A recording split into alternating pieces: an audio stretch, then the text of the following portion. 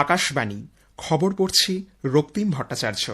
এখনকার বিশেষ বিশেষ খবর হল, প্রধানমন্ত্রী নরেন্দ্র মোদী বলেছেন, কেন্দ্রীয় সরকারের একাধিক নীতিগত সংস্কার জাহাজ নির্মাণ ক্ষেত্রে দেশে নতুন দৃষ্টিভঙ্গির সূচনা করেছে।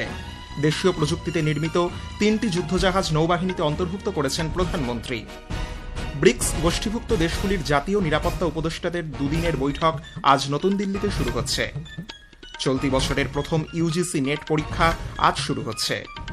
পশ্চিমবঙ্গে নতুন বিজেপি সরকারের আজ প্রথম বাজেট পেশ।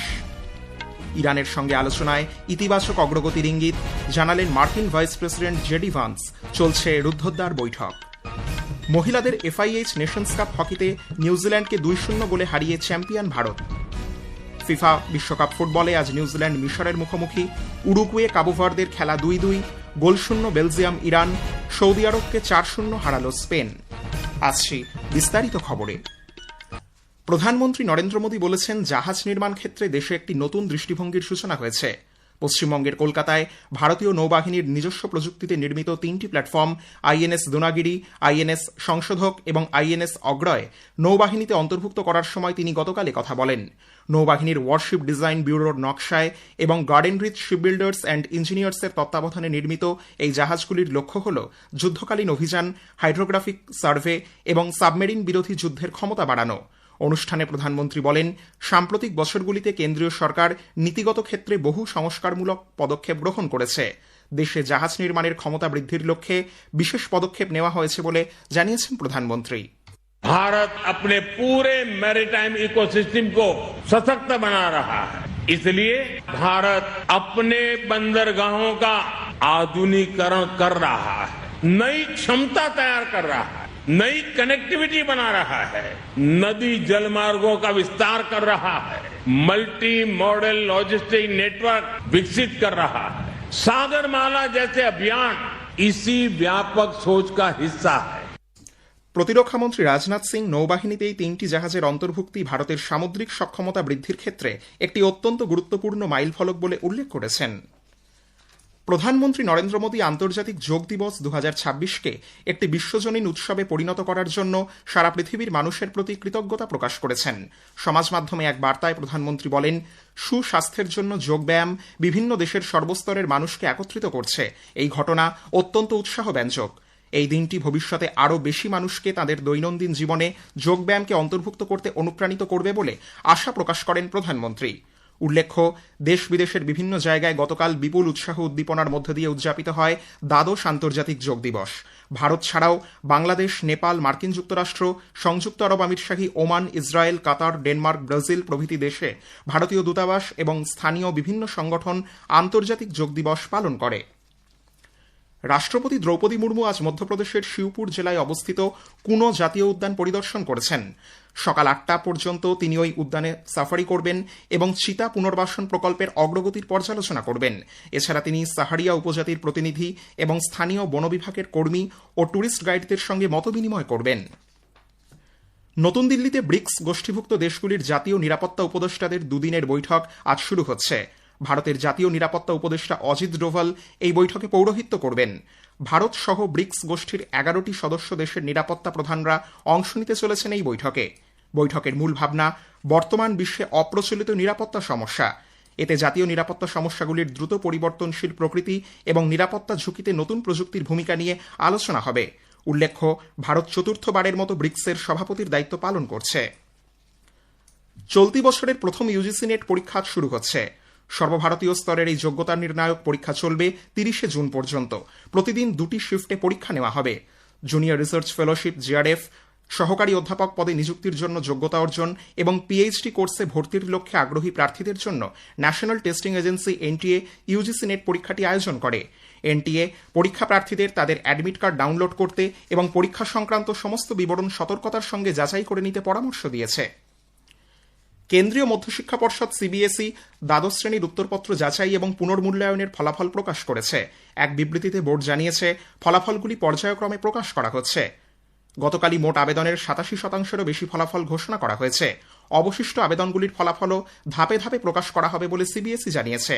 আবেদনের জন্য যাবতীয় তথ্য http://results.digilocker.gov.in ওয়েবসাইটে দেখা যাবে। পশ্চিমবঙ্গের নতুন বিজেপি সরকার আজ তাদের প্রথম বাজেট পেশ করবে। দুপুর 12টায় বিধানসভায় বাজেট পেশ করবেন অর্থমন্ত্রী স্বপন দাশগুপ্ত। উল্লেখ্য, বিপুল পরিমাণ সংখ্যাগরিষ্ঠতা নিয়ে এই প্রথম বিজেপি এরাজ্যে ক্ষমতায় এসেছে। স্বভাবতই তাদের প্রথম বাজেট নিয়ে ব্যাপক প্রত্যাশা তৈরি হয়েছে জনমানসে। খবর শুনছেন আকাশবাণী থেকে। আমাদের সংবাদ শোনা যাচ্ছে ইউটিউব চ্যানেল আকাশবাণী সংবাদ বাংলা, ফেসবুক ও ইনস্টাগ্রাম আকাশবাণী সংবাদ কলকাতা এবং এক্স হ্যান্ডেল এআইআর নিউজ কলকাতাতে। মার্কিন ভাইস প্রেসিডেন্ট জেডি ভান্স বলেছেন, ইরানের সঙ্গে আলোচনায় ইতিবাচক অগ্রগতি হচ্ছে। সুইজারল্যান্ডে বার্গেনস্টক রিসোর্টে মার্কিন যুক্তরাষ্ট্র এবং ইরানের প্রতিনিধি দল তেহরানের পরমাণু কর্মসূচি ও আঞ্চলিক নিরাপত্তা সংক্রান্ত বিষয় নিয়ে আলোচনার জন্য রুদ্ধদ্বার বৈঠকে মিলিত হয়েছে। আলোচনা এখনও চলছে বলে খবর। মার্কিন প্রতিনিধি দলের নেতৃত্বে রয়েছেন ভাইস প্রেসিডেন্ট জেডি ভান্স, ইরানের নেতৃত্বে রয়েছেন স্পিকার মোহাম্মদ বাঘের গালিবাফ এবং বিদেশমন্ত্রী সৈয়দ আব্বাস আরাগচি। ইরানের পারমাণবিক কর্মসূচি ছাড়াও ইসরায়েল ও লেবাননের মধ্যে যুদ্ধবিরতির বিষয়টি নিয়েও এই বৈঠকে কথা হবে বলে মনে করা হচ্ছে। লেবাননের পরিস্থিতি এবং সেখানে ইসরায়েলের সামরিক অভিযান সম্পর্কে এক প্রশ্নের জবাবে ভ্যান্স বলেন, কূটনৈতিক বার্তালাপে ইতিবাচক ইঙ্গিত মিলছে, তবে দীর্ঘস্থায়ী সমাধানের ব্যাপারে এখনও মতপার্থক্য রয়ে গেছে। ইথিওপিয়ার ক্ষমতাসীন দল প্রধানমন্ত্রী আবিই আহমেদের নেতৃত্বাধীন প্রসপারিটি পার্টি সে দেশের সংসদীয় নির্বাচনে বিপুল সংখ্যাগরিষ্ঠতা বজায় রেখেছে। ইথিওপিয়ার জাতীয় নির্বাচন বোর্ড জানিয়েছে, প্রসপারিটি পার্টি প্রতিনিধি পরিষদের 501টি আসনের মধ্যে 438টিতে জয়লাভ করেছে। আগামী অক্টোবরে নতুন সংসদের অধিবেশন বসার কথা রয়েছে। উল্লেখ্য, 1 জুন সেদেশে সংসদীয় নির্বাচনে ভোট নেওয়া হয়। ব্রিটেনের প্রধানমন্ত্রী কিয়ার স্টারমারের উপর লেবার পার্টির নেতৃত্ব থেকে পদত্যাগের চাপ বাড়ছে। একই সঙ্গে সমালোচকরা অ্যান্ডি বার্নহ্যামকে ওই পদের উত্তরসূরি করার দাবি জানিয়েছেন। এদিকে কিয়ার স্টারমার পার্টির নেতৃত্বের পদ ছাড়তে নারাজ। আফগানিস্তানের পূর্বাঞ্চলের পারোয়ান প্রদেশে একটি পথ দুর্ঘটনায় কমপক্ষে 5 জনের মৃত্যু হয়েছে, আহত আরও 7 জন। প্রাদেশিক পুলিশের মুখপাত্র ফজল রহিম মুশকেনিয়ার জানিয়েছেন, কোহি সাফি জেলার মন্দিকুল অঞ্চলে একটি গাড়িতে যান্ত্রিক ত্রুটি দেখা দেওয়ায় চালক নিয়ন্ত্রণ হারায়। গাড়িটি উল্টে গেলে এই দুর্ঘটনা ঘটে। আহতদের দ্রুত কাবুলের হাসপাতালে নিয়ে যাওয়া হয়েছে। মহিলাদের FIH নেশনস কাপ হকিতে ফাইনালে ভারত নিউজিল্যান্ডকে 2-0 গোলে হারিয়ে চ্যাম্পিয়ন হয়েছে। ভারতের হয়ে গোল করেছেন নবনীত কৌর এবং সুনেলিতা টপ্পো। প্রতিযোগিতা জুড়ে ভারত অপরাজিত ছিল। নেশনস কাপে এই খেতাব জয়ের ফলে ভারতীয় মহিলা দল হকি প্রো লিগের পরবর্তী সিজনে জায়গা করে নিয়েছে। উপরাষ্ট্রপতি সিপি রাধাকৃষ্ণন এবং প্রধানমন্ত্রী নরেন্দ্র মোদী ভারতীয় মহিলাদের এই জয়ের জন্য অভিনন্দন জানিয়েছেন। পুরুষদের FIH প্রো লিগ হকিতে রটারডামে অনুষ্ঠিত শেষ ম্যাচে গতকাল ভারত নেদারল্যান্ডসকে 3-2 গোলে হারিয়ে দিয়েছে। ভারতের হয়ে গোল করেন যুবরাজ সিং, অভিষেক এবং রজিন্দর সিং। অধিনায়ক হার্দিক সিং ম্যাচের সেরা খেলোয়াড় নির্বাচিত হন। এবার ফুটবল। ফিফা ফুটবল বিশ্বকাপে গ্রুপ জির ম্যাচে আজ ভ্যাঙ্কুভার স্টেডিয়ামে নিউজিল্যান্ড মিশরের মুখোমুখি। প্রথমার্ধের শেষে নিউজিল্যান্ড 1-0 গোলে এগিয়ে। এদিকে গতরাতে গ্রুপ এইচ এর ম্যাচে মিয়ামি স্টেডিয়ামে উরুগুয়ে কাবোভার্দের মধ্যে খেলাটি 2-2 গোলে ড্র হয়। কেভিন পিনা 21 মিনিটে গোল করে প্রথমে কাবোভার্দেকে এগিয়ে দেন। 44 মিনিটে উরুগুয়ের হয়ে গোল করেন ম্যাক্সিমিলিয়ানো আরাউহো। প্রথমার্ধের সংযুক্ত সময় অগাস্টিন ক্যানোবিও আবার গোল করে উরুগুয়েকে এগিয়ে দেন। কাবোভার্দের হেলিও ভারেলা 61 মিনিটে গোল শোধ করেন। গ্রুপ জির ম্যাচে লস অ্যাঞ্জেলস স্টেডিয়ামে বেলজিয়াম ইরানের মধ্যে খেলাটি গোলশূন্যভাবে শেষ হয়েছে। গ্রুপ এইচ এর খেলায় স্পেন সৌদি আরবকে 4-0 গোলে হারিয়ে দিয়েছে। ম্যাচের 10 মিনিটে স্পেনের হয়ে প্রথম গোল করেন লামিন ইয়ামাল। 21-24 মিনিটে জোড়া গোল করেন মিকেল ওয়াজারবাল। 49 মিনিটে ইরানের হাসান আল তাম্বাক্তি একটি আত্মঘাতী গোল করেন। গ্রুপ জের ম্যাচে আর্জেন্টিনা অস্ট্রিয়ার বিরুদ্ধে খেলবে। ডালাস স্টেডিয়ামে খেলা শুরু হবে রাত 10:30টায়। অন্যদিকে গ্রুপ আই এর ম্যাচে ফ্রান্স ইরাকের মুখোমুখি হবে। ফিলাডেলফিয়া স্টেডিয়ামে খেলা শুরু হবে রাত 2:30টায়। শেষ করার আগে খবরের বিশেষ কিছু অংশ আরও একবার। প্রধানমন্ত্রী নরেন্দ্র মোদী বলেছেন, কেন্দ্রীয় সরকারের একাধিক নীতিগত সংস্কার জাহাজ নির্মাণ ক্ষেত্রে দেশে নতুন দৃষ্টিভঙ্গির সূচনা করেছে।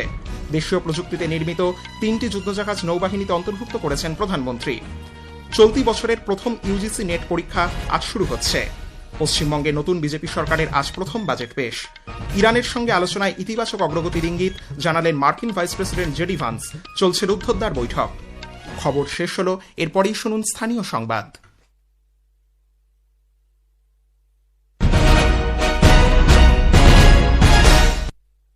চলতি বছরের প্রথম UGC নেট পরীক্ষা আজ শুরু হচ্ছে। পশ্চিমবঙ্গে নতুন বিজেপি সরকারের আজ প্রথম বাজেট পেশ। ইরানের সঙ্গে আলোচনায় ইতিবাচক অগ্রগতির ইঙ্গিত জানালেন মার্কিন ভাইস প্রেসিডেন্ট জেডি ভান্স।